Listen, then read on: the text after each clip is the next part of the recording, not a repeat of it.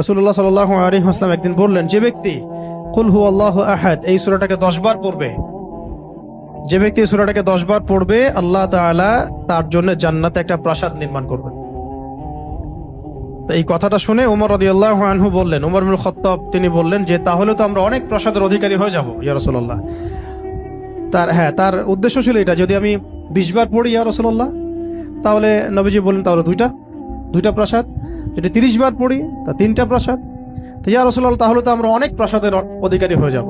তখন নবীজি বললেন যে আল্লাহ তাআলার দান এর চেয়েও বেশি প্রশস্ত। মানে আপনি 100 পড়লে 10টা ঘর পাবেন, মানে আমরা 100 পড়লে 10টা ঘর পাবো, 200 পড়লে 20টা। এইভাবেই আল্লাহ পাকের দান আরো প্রশস্ত। আর যে হাদিসটার কথা আমি বললাম, যেটা আমি আজকে আপনাদের জন্য এটা রেডি করতে গিয়ে জেনেছি আর কি, এটা আমার আগে জানা ছিল না। এটা জানার পরে আসলে আমাদের মনে হচ্ছে কেন এই আমলগুলো করি না। এত সময় দেখা যায় যে অনেক সময় অনলাইনে বসে থাকছি, তাই না? অনেক সময় এমনিই বসে আছি জিকির ছাড়া, তো গাড়িতে যাওয়া আসা হচ্ছে, ওই সময় বসে আছি, কোনো কাজ নাই, এমন অনেক সময় হয় না? কেন আমরা এই সময়গুলো কাজে লাগাই না?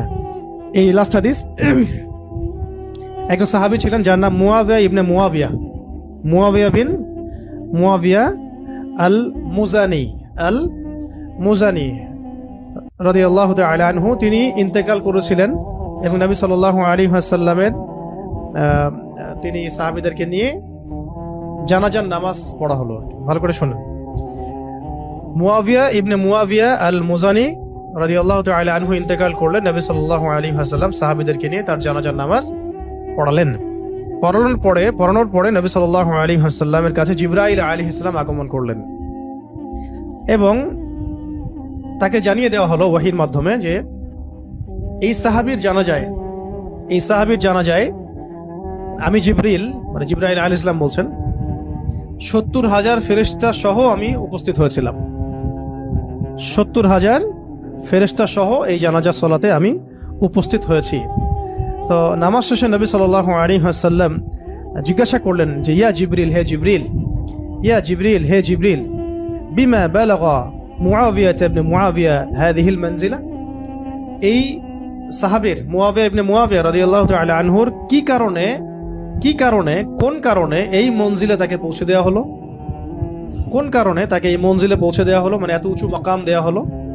তখন তিনি বলছিলেন যে ইয়া রাসূলুল্লাহ সাল্লাল্লাহু আলাইহি ওয়াসাল্লাম, এই মর্যাদা লাভের কারণ হচ্ছে যে সে দাঁড়িয়ে, বসে, হেঁটে